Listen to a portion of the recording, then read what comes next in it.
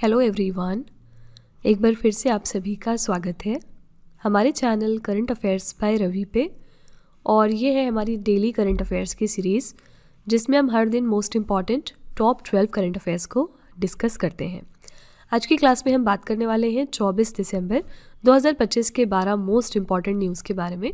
और फ्रेंड्स, अगर आप इनमें से किसी भी एग्ज़ाम की तैयारी कर रहे हैं तो आप हमारी इस सीरीज़ को ज़रूर फॉलो कर लीजिएगा। करंट अफेयर्स के सेक्शन में आपको इससे बहुत ज़्यादा हेल्प मिलने वाली है। तो मैं आपको बता दूं कि हमारे इस वीडियो की खासियत ये होती है कि हम करंट अफेयर्स के साथ साथ रिवीजन पे भी बहुत ज़्यादा ध्यान देते हैं। जैसा कि आप जानते हैं कि करंट अफेयर्स को याद करने का और पढ़ने का एकमात्र तरीका रिवीजन होता है, ठीक है। तो यही रीज़न है कि हम आपको ये सिखाते हैं कि किस तरह से आपको चीज़ों को रिवाइज़ करते रहना है टाइम टू टाइम और करंट अफेयर्स पे अपनी पकड़ मजबूत करनी है। ओके, तो अगर आप पहली बार हमारे चैनल को विजिट कर रहे हैं तो कम से कम आप 10 दिन हमारे इस क्लासेस को करके देखिए। इसका रिजल्ट आप अपने मॉक टेस्ट और एग्जाम्स में खुद देखेंगे। हमें आपको ज़्यादा कुछ बताने की ज़रूरत यहाँ पर नहीं पड़ेगी, ठीक है। तो विद दिस नोट चलिए आज की क्लास पर आते हैं। और स्टार्ट करने से पहले बस एक छोटी सी इन्फॉर्मेशन है आपके लिए। हमारी जो 2025 के लिए नवंबर मंथ की करंट अफेयर्स की ई बुक है वो वेबसाइट पर लॉन्च की जा चुकी है। और इसके अलावा अगर आपको पिछले 11 महीने की करंट अफेयर्स का ई बुक चाहिए जिसमें जनवरी से लेकर नवंबर 2025 तक के सारे इंपॉर्टेंट करंट अफेयर्स हों, तो ये वाली ब्रह्मास्त्र PDF भी आपको मिल जाएगी हमारी वेबसाइट www.ravibooks.pdf.com पर। साथ में ये छोटा सा सैम्पल है हमारी नवंबर मंथ के करंट अफेयर्स की ई बुक का। यहाँ पर हमने 500+ क्वेश्चंस को इंक्लूड किया है।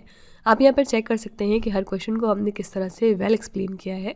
यहाँ पर हम हाइलाइट्स, इंपॉर्टेंट पॉइंट, स्ट्रैटेजी के और पिक्चर्स का इस्तेमाल करते हैं ताकि आपको हर क्वेश्चन की प्रॉपर अंडरस्टैंडिंग हो सके और आप इन क्वेश्चंस को अपने एग्जाम तक याद रख सकें, ठीक है। तो अगर आप इंटरेस्टेड हैं, अगर आप हमारी इन ई बुक्स को परचेज़ करना चाहते हैं तो ये वेबसाइट है, आप यहाँ पर जाकर इनको ज़रूर चेकआउट कर लीजिएगा। तो चलिए हम आज की क्लास पर अपने आते हैं और हमेशा की तरह हम शुरुआत करेंगे क्विक रिवीजन के साथ। यानी एक दिन पहले हमने जो टॉप 12 करंट अफेयर्स किए होते हैं उनको यहाँ पर हम दोबारा से रिवाइज करते हैं, ठीक है। अच्छा, कल के लेक्चर में कुछ लोगों ने नीचे लिखा था कमेंट में कि मैम आप थोड़ा सा फास्ट पढ़ा रही हैं। देखिए, मैं आपको बार बार बताती हूँ कि इन केस अगर आपको लगता है कि मेरी पढ़ाने की स्पीड थोड़ी सी फास्ट है तो आप YouTube का फीचर यूज़ करके मेरी स्पीड को स्लो कर सकते हैं, राइट। 1.0 पे जो वीडियो रहती है आप उसको 0.75 या 0.5 अपने अकॉर्डिंग सेट कर सकते हैं, राइट। तो ये आपके लिए मैटर ऑफ कंसर्न नहीं होना चाहिए क्योंकि आप में बहुत सारे लोग ऐसे हैं जो फास्ट वीडियो पढ़ना पसंद करते हैं, फास्ट पेस पे समझना पसंद करते हैं। बहुत सारे लोग ऐसे हैं जो थोड़ा सा स्लो पढ़ना चाहते हैं। तो ओवरऑल मैं अपनी वीडियो थोड़ा सा एवरेज स्पीड पे रखती हूँ ताकि जो आप में से फास्ट है और जो स्लो है दोनों ही मेरे साथ कोप अप कर सके, ठीक है। तो क्योंकि आप में से बहुत सारे लोग अलग अलग तरीके के हैं इसलिए हर स्टूडेंट को ये स्टैंडर्ड्स को मीट करना पॉसिबल नहीं है, ठीक है। तो आप लोग भी इसमें थोड़ा सा एडजस्ट किया करिए। अगर आपको फास्ट लग रहा है, स्लो लग रहा है तो आप ये वाला फीचर यूट्यूब का यूज़ करके अपनी स्पीड को अपने अकॉर्डिंग मेनटेन कर लिया करिए, ठीक है। चलिए वापस क्लास पर आते हैं। और कल हमने पहला क्वेश्चन किया था, दिसंबर 2025 में किन 2 देशों ने सीरिया में ऑपरेशन हॉक आई स्ट्राइक नामक संयुक्त सैन्य अभियान चलाया था। ये कौन से 2 देश थे जिन्होंने सीरिया में ऑपरेशन हॉक आई स्ट्राइक को चलाया था? आंसर है अमेरिका और जॉर्डन, ठीक है। क्वेश्चन नंबर 2 हमने किया था, दिसंबर 2025 में नासा के 15वें नंबर के प्रशासक या प्रमुख के रूप में किसे नियुक्त किया गया है? इनका नाम है जेरेड इसाकमैन। क्वेश्चन नंबर 3 हमने किया था, फीफा इंटरकॉन्टिनेंटल कप 2025 का खिताब किस टीम ने जीत लिया है? इसके लिए विनिंग टीम थी पेरिस सेंट जर्मन और ये इवेंट कहाँ पर हुआ था? कतर में। क्वेश्चन नंबर 4 हमने किया था, प्रधानमंत्री मोदी ने बांस के उद्यान थीम पर आधारित देश के पहले प्रकृति विषय वाले हवाई अड्डा टर्मिनल का उद्घाटन किस शहर में किया है? तो लोकप्रिय गोपीनाथ बोरदोलोई अंतर्राष्ट्रीय हवाई अड्डा और ये कहाँ पर है? असम के गुवाहाटी शहर में। नेक्स्ट हमने किया था, द्विपक्षीय हवाई अभ्यास एविया इंद्र 2025 भारत और किस देश के बीच में आयोजित हुआ है? तो ये रूस के साथ हम करते हैं। और इसमें हमारी तरफ से कौन से विमान गए थे पार्टिसिपेट करने? सबसे पहले SU-30 MKI, फिर तेजस, इसके अलावा IL-78 और MI-17, ठीक है। क्वेश्चन नंबर 6 था, पर्यावरण पर्यटन स्थलों पर प्लास्टिक प्रदूषण को नियंत्रित करने के लिए किस राज्य सरकार ने ग्रीन डिपॉजिट योजना की शुरुआत करी है? ये इस योजना की शुरुआत हो गई है मेघालय राज्य सरकार के द्वारा। क्वेश्चन नंबर 7 है, अंतरिक्ष में जाने वाली पहली व्हीलचेयर उपयोगकर्ता कौन बन गई हैं? इनका नाम है मिची बेंटहॉस। क्वेश्चन नंबर 8 है, प्रधानमंत्री मोदी ने WHO के दूसरे वैश्विक पारंपरिक चिकित्सा शिखर सम्मेलन 2025 के दौरान कौन सा एक डिजिटल प्लेटफॉर्म लॉन्च किया है? इसका नाम है माई आयुष इंटीग्रेटेड सर्विसेज पोर्टल। और ना सिर्फ ये बल्कि 3 ऐसे डिजिटल प्लेटफॉर्म लॉन्च किए गए। दूसरा है आयुष मार्ग और तीसरा है ट्रेडिशनल मेडिसिन ग्लोबल लाइब्रेरी, ठीक है। क्वेश्चन नंबर 9 हमने किया था, टर्नर पुरस्कार 2025 जीतने वाली पहली सीखने की अक्षमता वाली कलाकार कौन बन गई हैं? इनका नाम है निन्ना कालू। क्वेश्चन नंबर 10 था, हार्पर कॉलिंस इंडिया ने सलमान खान पर लिखी गई पुस्तक जिसका नाम है Salman Khan the sultan of Bollywood, इसका विमोचन कर दिया है और इसके लेखक कौन है? इसको लिखा है मोहर बसु ने। क्वेश्चन नंबर 11 था, सार्वजनिक नेतृत्व श्रेणी में 28वीं श्री चंद्रशेखरेंद्र सरस्वती राष्ट्रीय उत्कृष्टता पुरस्कार 2025 से किसे सम्मानित किया गया? तो ये हैं असम के chief minister Hemant Biswa Sharma. Question number 12 था, NASA international space apps challenge 2025 में किस टीम ने वैश्विक स्तर पर शीर्ष स्थान हासिल किया था? ये थी चेन्नई की फोटोनिक्स ओडिसी। ठीक है, तो ये हमारे टॉप 12 करंट अफेयर्स थे कल के, और हमने कल इन क्वेश्चंस को बहुत ही डिटेल में समझा था। अगर आप इनको और अच्छे तरीके से पढ़ना चाहते हैं, हर क्वेश्चन की डेप्थ में जाके हर क्वेश्चन को अच्छे तरीके से और बेटर तरीके से समझना चाहते हैं, तो आप हमारे कल का लेक्चर ज़रूर रेफर कर लीजिएगा। ठीक है, चलिए हम आज की क्लास पर आते हैं और देखते हैं कि आज का पहला क्वेश्चन क्या है। पहला क्वेश्चन है, राष्ट्रीय किसान दिवस 2025 हमने कब मनाया? नेशनल फार्मर्स डे हमने हाल ही में सेलिब्रेट किया है 23 दिसंबर को। ठीक है, हर साल हम 23 दिसंबर को मनाते हैं नेशनल फार्मर्स डे। तो राष्ट्रीय किसान दिवस किसानों के हितों के लिए समर्पित महान नेता चौधरी चरण सिंह की जयंती के रूप में मनाया जाता है। और चौधरी चरण सिंह का जन्म जो है वो 23 दिसंबर 1902 को हुआ था, और वो कौन थे? वो भारत के 5वें नंबर के प्रधानमंत्री थे। इसीलिए इनको हम ट्रिब्यूट पे करने के लिए इनके बर्थडे के दिन राष्ट्रीय किसान दिवस मनाते हैं। थीम क्या रखी है हमने इस इवेंट के लिए? विकसित भारत 2047, भारतीय कृषि के वैश्वीकरण में किसान उत्पादक संगठनों की भूमिका। ठीक है, यानी Viksit Bharat 2047 the role of FPOs in globalising the Indian agriculture. तो किसी भी डे से दो ही चीज़ पूछी जाती है, वो दिन हम कब मनाते हैं और थीम क्या थी। और ये भी याद रखिएगा कि इस डे को हम किसको डेडिकेट करने के लिए मनाते हैं? तो हमारे जो नेता हैं चौधरी चरण सिंह, ये 5वें प्रधानमंत्री थे, इनको कमेमोरेट करने के लिए हम ये दिन मनाते हैं। ठीक है, करेक्ट आंसर हो जाएगा सी ऑप्शन 23 दिसंबर। ऑप्शन में है 20 दिसंबर, 21 दिसंबर और 22 दिसंबर। आइए देखते हैं इन दिनों को हम क्या मनाते हैं। 20 दिसंबर को हम मनाते हैं इंटरनेशनल ह्यूमन सॉलिडारिटी डे। ठीक है, यानी इस दिन हम ये बात करते हैं कि यूनिटी की कितनी ज़रूरत है और आपस में भाईचारा होने की कितनी ज़रूरत है। ठीक है, 21 दिसंबर को हम मनाते हैं विंटर सॉल्स्टाइस। आई एम श्योर आप इसके बारे में जानते होंगे, क्योंकि आप वनडे एग्जाम की अगर तैयारी कर रहे हैं तो उसमें स्टैटिक जीके में ज्योग्राफी भी आता है, और ज्योग्राफी में ये चीज़ आपने पढ़ी होगी, समर सॉल्स्टाइस क्या है और विंटर सॉल्स्टाइस क्या है। अगर आप नहीं जानते तो एक बार आप गूगल करके इसको पढ़ लीजिएगा। ठीक है, 21 दिसंबर को होता है आपका विंटर सॉल्स्टाइस। 22 दिसंबर को होता है आपका एक बहुत इंपॉर्टेंट डे, और ये है नेशनल मैथमेटिक्स डे। ठीक है, नेशनल मैथ्स डे हम मनाते हैं 22 दिसंबर को।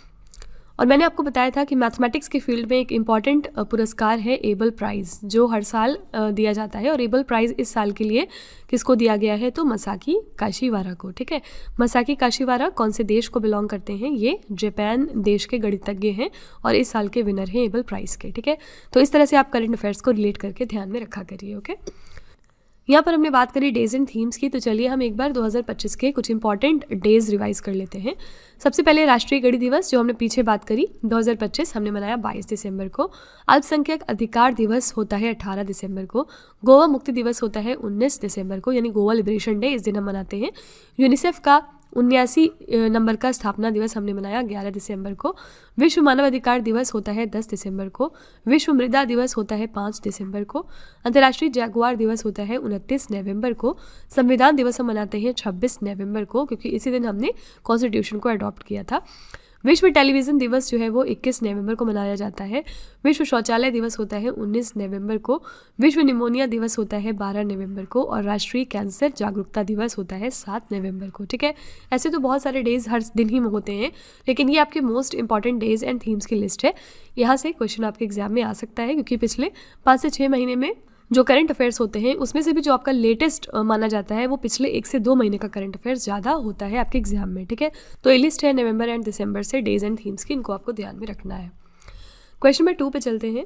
सर्वोच्च न्यायालय ने 100 मीटर से कम ऊंचाई वाली किन पहाड़ियों में खनन की अनुमति दे दी है, जिससे कि पर्यावरण संबंधी चिंताएं बढ़ गई हैं? Which of these mountain ranges with peaks less than 100 meters high has the supreme court allowed mining in raising the environmental concern?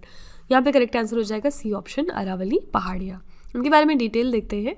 सर्वोच्च न्यायालय ने अरावली पहाड़ियों की नई परिभाषा की मंजूरी दी है, जिसमें स्थानीय ऊंचाई से 100 मीटर या उससे अधिक ऊंचाई वाली भू आकृतियों को ही अब पहाड़ी माना गया है। ठीक है, अगर 100 मीटर से कम ऊंचाई है तो उसको पहाड़ी अब नहीं माना जाएगा। अरावली पर्वत श्रृंखला दुनिया की सबसे पुरानी वलित पर्वत यानी फोल्ड माउंटेन श्रेणियों में से एक है। ये फोल्ड माउंटेन की कैटेगरी में आता है, ये बात हमने ज्योग्राफी में पढ़ी है। ये उत्तर पश्चिम भारत में एक प्रमुख भौगोलिक दीवार की तरह स्थित है।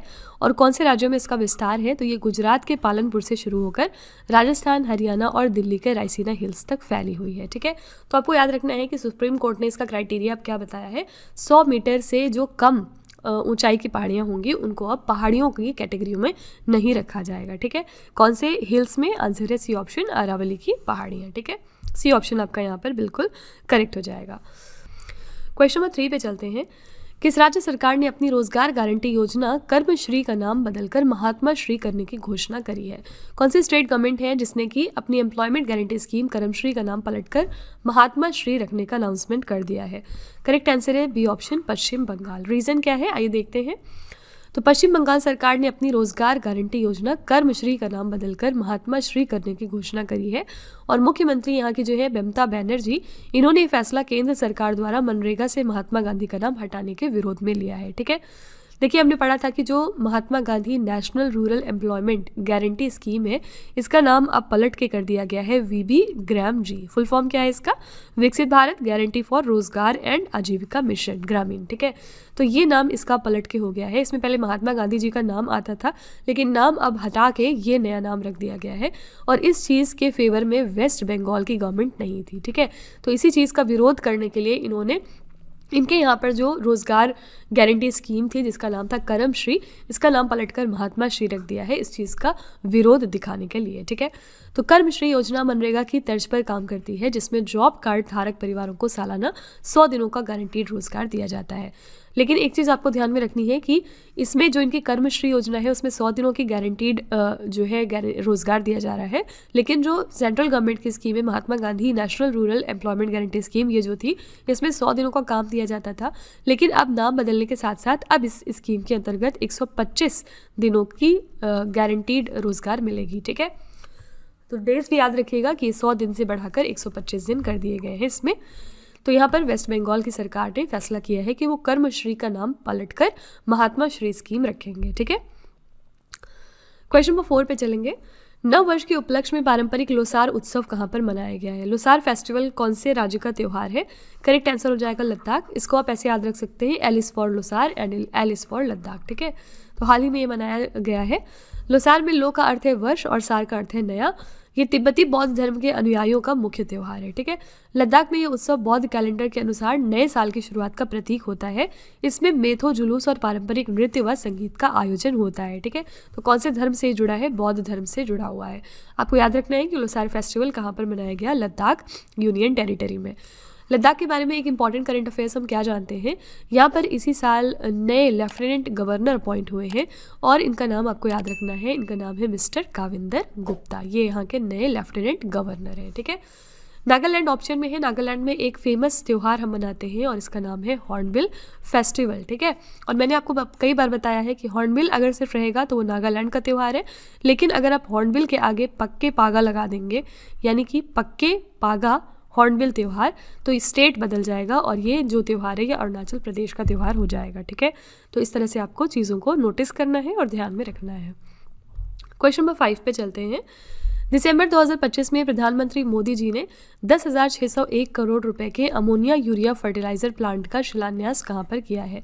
प्राइम मिनिस्टर मोदी जी ने नींव रख दी है अमोनिया यूरिया फर्टिलाइजर प्लांट की, कहां पर रखी है? करेक्ट आंसर है असम के नामरूप में। इसके लिए लागत कितनी आई है? 10,601 करोड़ रुपए। ठीक है, तो प्रधानमंत्री मोदी जी ने असम के डिब्रूगढ़ जिले के नामरूप में 10,601 करोड़ रुपए के अमोनिया यूरिया फर्टिलाइजर प्लांट का शिलान्यास कर दिया है। ये project Assam valley fertilizer and chemical company limited के तहत बनाया गया और ये हर साल 12.7 लाख टन यूरिया का उत्पादन करने वाला है। ठीक है, तो इसकी नींव कहाँ पर रखी गई? असम के नामरूप शहर में। ठीक है, असम की बात करेंगे तो असम की कैपिटल क्या है? दिसपुर, और यहाँ पर फिलहाल चीफ मिनिस्टर हैं हेमंत बिस्व शर्मा और यहाँ पर गवर्नर कौन है? लक्ष्मण प्रसाद आचार्य। ठीक है, क्वेश्चन नंबर 6 पे चलते हैं। दिसंबर 2025 में खगोलविदों ने जेम्स वेब स्पेस टेलीस्कोप से किस असामान्य नींबू के आकार के एक्सोप्लैनेट का पता लगाया है? कौन सा एक अनयूजुअल लेमन शेप्ड का एक्सोप्लैनेट है जिसको एस्ट्रोनॉमर्स में डिस्कवर किया है using the James Webb space telescope?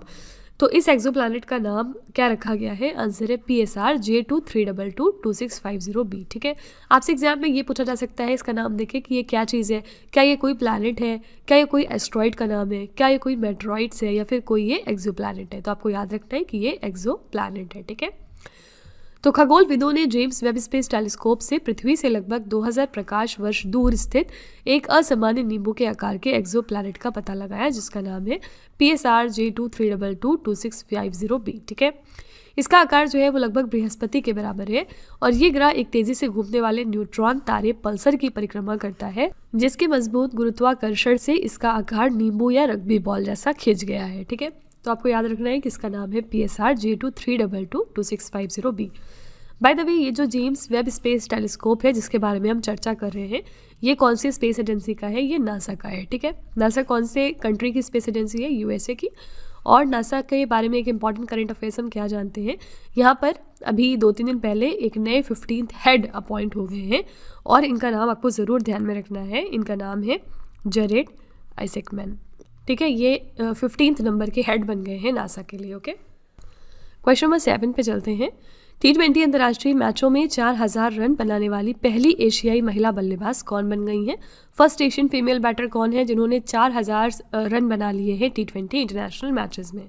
Correct answer है ए ऑप्शन, स्मृति मंधाना। ठीक है, T20 अंतर्राष्ट्रीय मैचों में 4000 रन बनाने वाली पहली एशियाई महिला बल्लेबाज भारत की ओपनर स्मृति मंधाना बनी है। न सिर्फ ये इंडिया की तरफ से बल्कि पहली एशियन महिला बनी है ऐसा करने के लिए। ठीक है, उन्होंने ये ऐतिहासिक उपलब्धि श्रीलंका के खिलाफ विशाखापट्टनम में खेले गए पहले T20 मैच के दौरान हासिल करी है। तो ये उपलब्धि किसने हासिल करी? स्मृति मंधाना में। ये फर्स्ट एशियन फीमेल बैटर बनी जिन्होंने 4000 रन स्कोर कर लिए हैं T20 इंटरनेशनल मैचेस में। ओके, ऑप्शन में यहाँ पर हरमनप्रीत कौर हैं। इनके बारे में हम एक इंपॉर्टेंट करंट अफेयर्स क्या जानते हैं, ये पंजाब नेशनल बैंक की ब्रांड एम्बेसडर बनी थी अभी कुछ दिनों पहले। ठीक है, खास बात क्या है कि पंजाब नेशनल बैंक ने अभी तक किसी भी फीमेल ब्रांड एम्बेसडर को नियुक्त नहीं किया था। पहली बार इन्होंने अपने यहाँ पर एक फीमेल ब्रांड एम्बेसडर को नियुक्त किया है और इनका नाम है हरमनप्रीत कौर। ठीक है, क्वेश्चन नंबर 8 पे चलते हैं। दिसंबर 2025 में transformational leader of the year पुरस्कार से किसे सम्मानित किया गया? Transformational leader of the year का जो खिताब है ये दिया गया है जय शाह को, बी ऑप्शन। ठीक है, इनके बारे में देखते हैं थोड़ा। जय शाह को NDTV Indian of the year 2025 में transformational leader of the year का पुरस्कार मिला है। रीज़न क्या है? ये पुरस्कार उन्हें क्रिकेट के बुनियादी ढांचे को मजबूत करने, महिला प्रीमियर लीग की सफल शुरुआत और क्रिकेट को 2028 के ओलंपिक में शामिल कराने के उनके प्रयासों के लिए दिया गया है। ठीक है, करेक्ट आंसर हो जाएगा बी ऑप्शन, जय शाह। इनको transformational leader of the year का खिताब मिला है इस साल। इसके अलावा और कौन सा अवार्ड इनको मिला था नवंबर मंथ में? तो इनको जो है CNN न्यूज़ 18 ने एक और इम्पॉर्टेंट प्रेस्टिजियस अवार्ड दिया था अभी कुछ दिनों पहले और इसका नाम था इंडियन ऑफ द ईयर का खिताब। ठीक है, तो इनको इंडियन ऑफ द ईयर का भी अवार्ड दिया गया था इसी साल। ओके, क्वेश्चन नंबर 9 है। क्वाड देशों ने ऑपरेशन क्रिसमस ड्रॉप के तहत अपना पहला Indo Pacific logistics network field training exercise कहां पर आयोजित किया है? क्वाड की जो कंट्रीज़ हैं इन्होंने अपना पहला Indo Pacific logistic network field training exercise जो है वो अपना कंडक्ट किया अंडर ऑपरेशन क्रिसमस ड्रॉप। कहाँ पर किया है? तो गुआम के एंडरसन वायुसेना अड्डे पर। ठीक है, बी ऑप्शन आपका करेक्ट हो जाएगा। क्वाड कंट्रीज़ कौन सी हैं? ऑस्ट्रेलिया, भारत, जापान और अमेरिका। इन्होंने पहली बार मिलकर एक खास क्षेत्रीय प्रशिक्षण अभ्यास सफलतापूर्वक पूरा किया। ये अभ्यास जो है वो गुआम स्थित एंडरसन एयरफोर्स बेस पर हुआ है और ये अभ्यास ऑपरेशन क्रिसमस ड्रॉप के साथ किया गया। मुख्य उद्देश्य क्या था इस अभ्यास का? हिंद प्रशांत क्षेत्र में मानवीय सहायता और आपदा राहत कार्यों के दौरान चारों देशों के बीच लॉजिस्टिक समन्वय को मजबूत करना, यानी चारों देशों के बीच जो लॉजिस्टिक कोऑर्डिनेशन है उसको इम्प्रूव करना। ठीक है, तो ये आपकी क्वाड कंट्रीज़ हैं ऑस्ट्रेलिया, भारत, जापान और अमेरिका। इन्होंने पहली बार मिलकर इस इवेंट को सक्सेसफुली कंडक्ट किया है। कहाँ पर? गुआम के एंडरसन वायुसेना अड्डा पर। ठीक है, यहाँ पर जो क्वाड कंट्रीज़ हैं आइए इनके साथ देखते हैं कि इंडिया कौन कौन सी एक्सरसाइज करता है। पहला ऑप्शन है ऑस्ट्रेलिया। ऑस्ट्रेलिया के साथ हम ऑस इंडेक्स नाम की एक्सरसाइज करते हैं और इसी के साथ हम दूसरी एक्सरसाइज करते हैं ऑस्ट्रा हिंद। मैंने आपको बहुत बार ऑलरेडी रिवाइज करवाया है। ठीक है, जापान के साथ एक एक्सरसाइज हम करते हैं जिसका नाम है GMAX और इसके अलावा एक और एक्सरसाइज करते हैं जिसका नाम है धर्मा गार्डियन। ठीक है, और सिमिलरली अमेरिका के साथ हम एक इंपॉर्टेंट एक्सरसाइज करते हैं, इसका नाम है वज्र प्रहार। दूसरी एक एक्सरसाइज का नाम अगर हम देखेंगे तो वो है युद्ध अभ्यास। ठीक है, ये दोनों एक्सरसाइज हम अमेरिका के साथ में करते हैं। ओके, क्वाड में कौन कौन से देश आते हैं इनके नाम ज़रूर याद रखिएगा। क्वेश्चन नंबर 10 पे चलते हैं। दिसंबर 2025 में इसरो ने गगनयान मिशन के लिए ड्रोग पैराशूट सिस्टम का सफल परीक्षण कहाँ पर किया है? इसरो ने सक्सेसफुली टेस्ट कर लिया है ड्रोग पैराशूट सिस्टम को अपने गगनयान मिशन के लिए। कहाँ से इन्होंने टेस्ट किया है? तो चंडीगढ़ से। ठीक है, डी ऑप्शन करेक्ट हो जाएगा। गगनयान मिशन के लिए ड्रोग पैराशूट सिस्टम का सफल परीक्षण चंडीगढ़ के टर्मिनल बैलिस्टिक्स रिसर्च लेबोरेटरी की रेल ट्रैक रॉकेट स्लेट सुविधा पर किया गया। गगनयान मिशन के बारे में खास बात क्या है? ये भारत का पहला मानव अंतरिक्ष मिशन है। ठीक है, और इसके लिए हम लॉन्च व्हीकल कौन सा यूज़ करेंगे? LVM-3। मुख्य मानव मिशन 2027 की पहली तिमाही के लिए लक्षित है, यानी Q1 में 2027 के हम इसको रिलीज़ करने वाले हैं। ठीक है, करेक्ट आंसर यहाँ पर है डी ऑप्शन चंडीगढ़। चंडीगढ़ कौन से 2 राज्य की कैपिटल है? पहला तो हो गया आपका पंजाब और दूसरा हो गया हरियाणा। इन दोनों राज्यों की जो कैपिटल है वो है चंडीगढ़। ओके, क्वेश्चन नंबर 11 पे चलते हैं। किस राज्य ने भारत का पहला राज्य स्तरीय मल्टीनेशनल पार्क टाइगर कॉरिडोर विकसित करने की घोषणा करी है? कौन सा स्टेट है जिसने अनाउंस किया है कि वो इंडिया का पहला state level multinational park tiger corridor जो है वो डेवलप कर रहे हैं? करेक्ट आंसर यहाँ पे हो जाएगा B option Madhya Pradesh. Okay, उद्देश्य क्या है? ये कॉरिडोर मध्य प्रदेश के विभिन्न टाइगर रिजर्वों को आपस में जोड़ेगा। इससे बाघ बिना किसी मानवीय हस्तक्षेप के एक जंगल से दूसरे जंगल में जा सकेंगे। ठीक है, ये इसका मेन पर्पस है। टाइगर स्टेट मध्य प्रदेश वर्तमान में 785 बाघों के साथ भारत का टाइगर स्टेट है। ये कॉरिडोर इस स्थिति को और ज़्यादा मजबूत करेगा।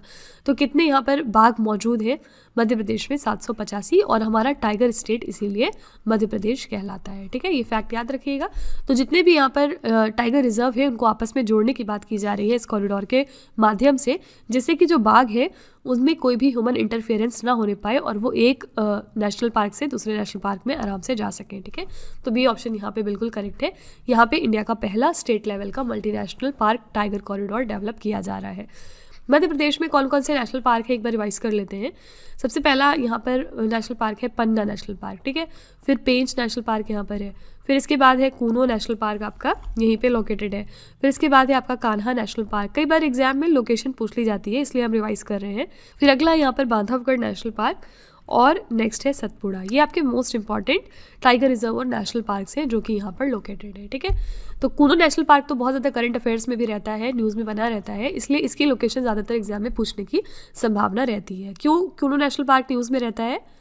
क्योंकि दिसंबर में जो हम 8 चीते ला रहे हैं, कौन से देश से? बोत्सवाना देश से, उनको भी हम इसी नेशनल पार्क में रखेंगे। ठीक है, तो कोई भी अगर टाइगर रिजर्व, नेशनल पार्क, कोई लेक या कोई फाउंटेन अगर न्यूज़ में आ जाता है तो उसकी एग्जाम में पूछे जाने की संभावना बहुत ज़्यादा बढ़ जाती है। ठीक है, तो कूनो नेशनल पार्क की लोकेशन आप ज़रूर ध्यान में रखिएगा। क्वेश्चन नंबर 12 देखते हैं क्या है। पहला SAFF महिला क्लब चैंपियनशिप 2025 का खिताब किस फुटबॉल क्लब ने जीता है? तो कौन सा फुटबॉल क्लब है जिसने कि पहला SAFF वुमेन्स क्लब चैंपियनशिप 2025 का टाइटल जीत लिया है? करेक्ट आंसर हो जाएगा D option east Bengal FC। ठीक है, तो भारत के football club east Bengal FC ने फाइनल्स में नेपाल के APF यानी आर्म्ड पुलिस फोर्सेस क्लब को 3-0 से हराकर ये खिताब अपने नाम किया था। ये टूर्नामेंट नेपाल की राजधानी काठमांडू के दशरथ रंगशाला स्टेडियम में ऑर्गेनाइज किया गया था। ओके, करेक्ट आंसर है D option east Bengal FC।